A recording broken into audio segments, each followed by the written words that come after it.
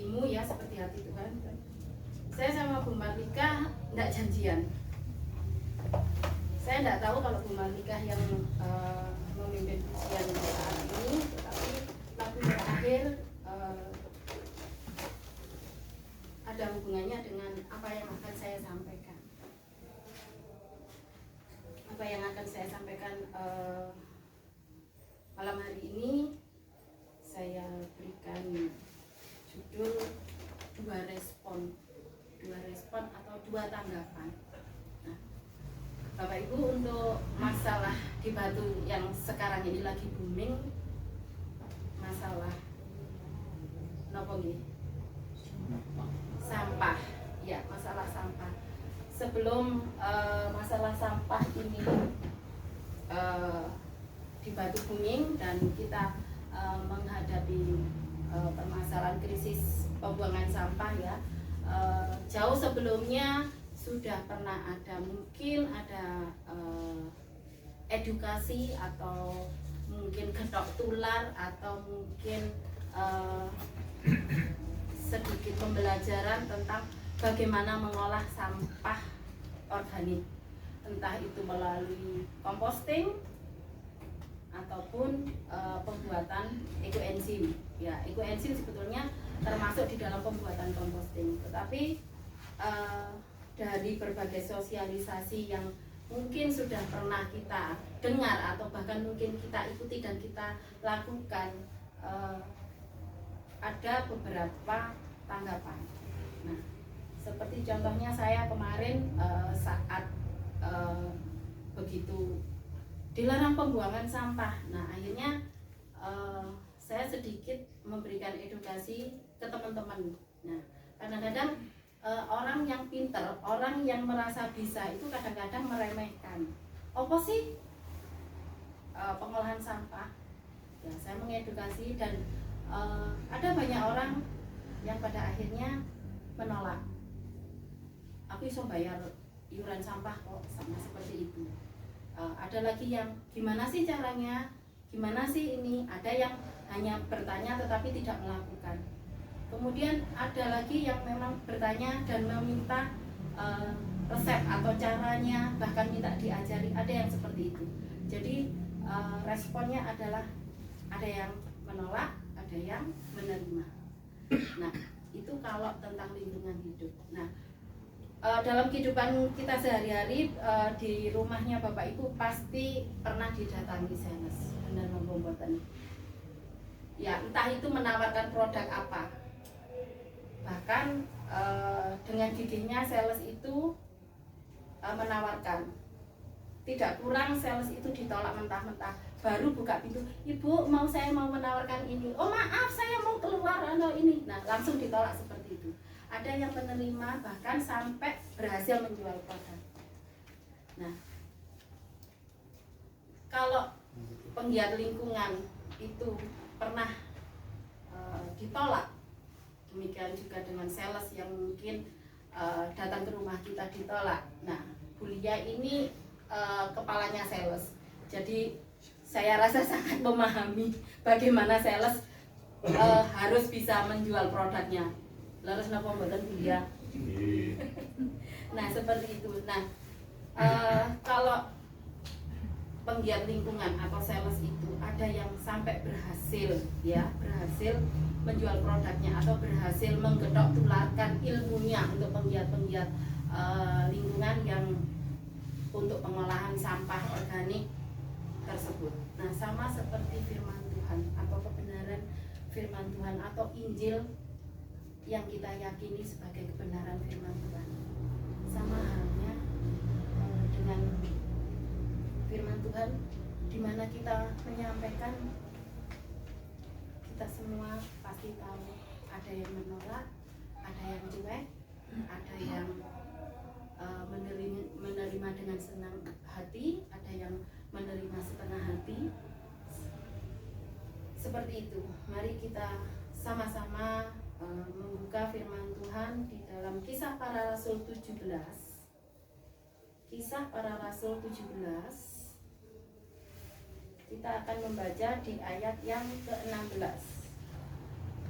Kisah Para Rasul 17, sebetulnya ayat ini kita baca dari ayat 16 sampai 34, tetapi saya hanya mengambil beberapa dari ayat 16 sampai 20. Kemudian disambung di ayat yang ke-30 sampai 34. Dengan perikop Kisah Para Rasul 17 ayat 16 dengan perikop Paulus di Athena. Sementara Paulus menantikan mereka di Athena, sangat sedih hatinya karena ia melihat bahwa kota itu penuh dengan patung-patung berhala.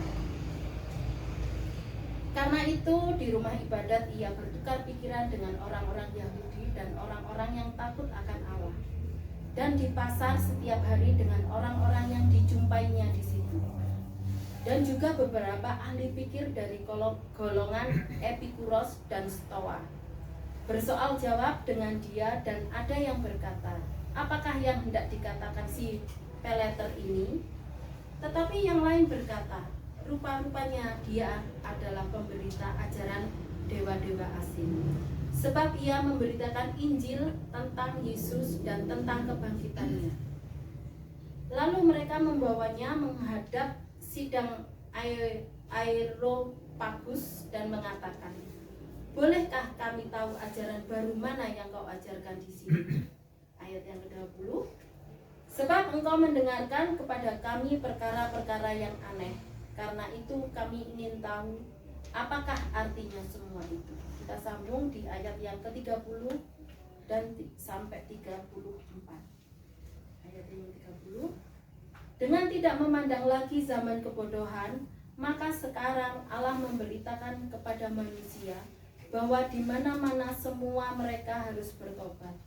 Karena ia telah menetapkan suatu hari pada waktu mana ia dengan adil akan menghakimi dunia oleh seorang yang telah ditentukannya, sesudah ia memberikan kepada semua orang itu suatu bukti tentang hal itu dengan membangkitkan dia dari antara orang mati. Ketika mereka mendengar tentang kebangkitan orang mati, maka ada yang mengejek. Dan yang lain berkata, lain kali saja kami mendengar engkau berbicara tentang hal itu. Lalu Paulus pergi meninggalkan mereka, tetapi beberapa orang laki-laki menggabungkan diri dengan dia dan menjadi percaya, di antaranya juga Dionysius, anggota majelis Areopagus, dan seorang perempuan bernama Damaris, dan juga orang-orang lain bersama-sama dengan mereka. Nah, Bapak Ibu yang dikasihi dalam Tuhan, pemberitaan firman Tuhan, kita sama-sama tahu ada dua respon yaitu atau dua tanggapan, yaitu ditolak atau diterima. Untuk orang-orang yang di Athena pada saat itu, sebagian ada menolak, kemudian ada yang terang-terangan menolak, ada yang terang-terangan menolak secara halus ataupun menolak secara kasar ya. Tetapi sebagian orang di Athena itu pun juga bukan hanya menolak, tetapi ada yang mengejek, bahkan mengejek ya, tidak hanya menolak secara halus, secara kasar, tetapi ada yang mengejek. Tetapi Paulus di sini tetap memberitakan kebenaran firman Tuhan. Paulus dan berita keselamatan yang dibawanya ini bisa kita baca di ayat yang ke-32. Ketika mereka mendengar tentang kebangkitan orang mati, maka ada yang mengejek dan yang lain berkata, lain kali saja kami mendengar engkau berbicara tentang hal itu. Nah, di sini disebutkan jelas bahwa orang-orang di Athena itu mengejek pemberitaan firman Tuhan di sana, mengejek Paulus yang menyampaikan kebenaran firman Tuhan di sana. Tetapi ada sebagian orang-orang yang justru menerima kabar berita baik itu yang telah disampaikan Paulus, dan mereka akhirnya percaya pada Injil atau percaya kepada berita keselamatan yang dibawa oleh Paulus. Kalau masyarakat di Athena tadi ada yang menolak, menerima, ada yang bahkan mengejek. Nah, seperti yang disampaikan Tuhan Yesus bahwa Tuhan Yesus pun akan membawa pemisah. Dalam arti pemisahan adalah pemisahan orang-orang yang takut akan Dia dan orang-orang yang tidak mengenal Dia. Ini terdapat di dalam Matius 10. Kita sama-sama baca Matius 10. Matius 10 ayat 34 sampai 42, tetapi saya akan membaca mulai ayat yang 30 ke 34 sampai ke 37. Matius 10 ayat 34. Jangan kamu menyangka bahwa aku datang membawa damai di atas bumi. Aku datang bukan untuk membawa damai, melainkan pedang.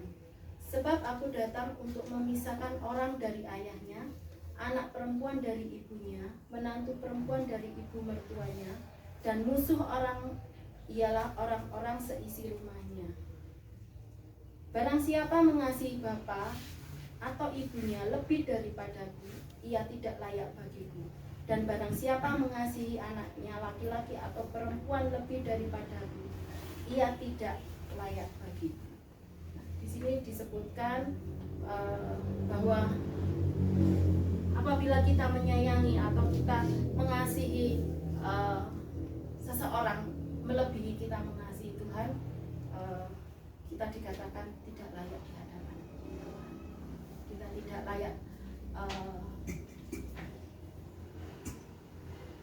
layak menghampiri tahta kerajaan Tuhan.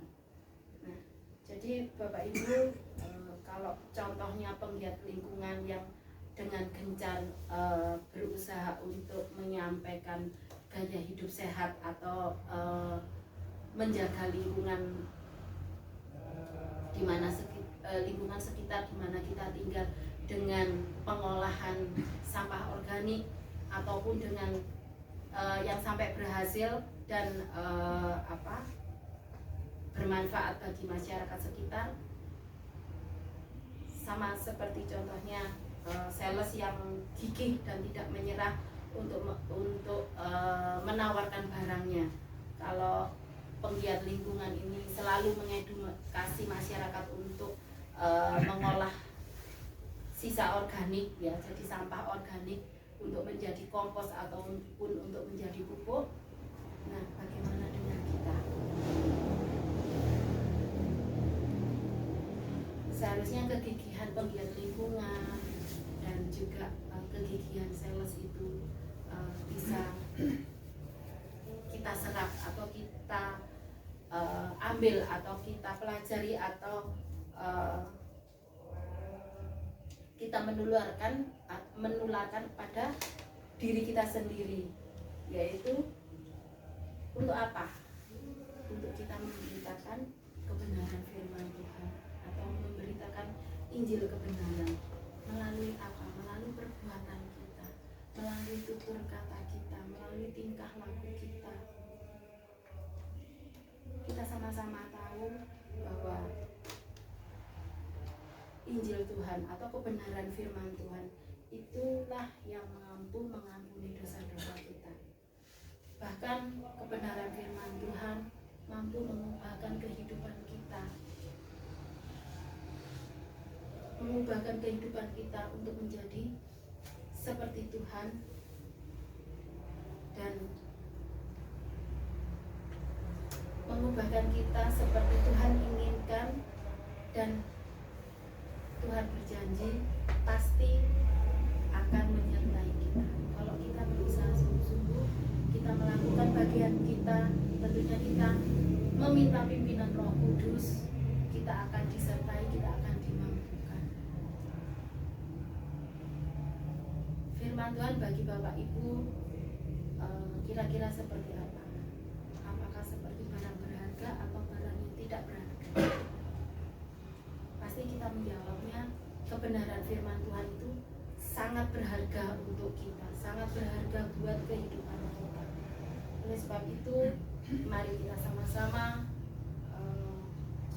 untuk terus membagikan, untuk terus memberitakan kebenaran firman Tuhan melalui kehidupan kita, melalui pekerjaan kita, melalui lingkungan di mana kita tinggal. karena Tuhan mau kita terus memberitakan kebenaran firman Tuhan. Dan tentu saja kita mohon, kita minta Roh Kudus yang akan memampukan kita. Mari Bapak Ibu, kita sama-sama belajar untuk terus dan terus membagikan kebenaran. Sekian.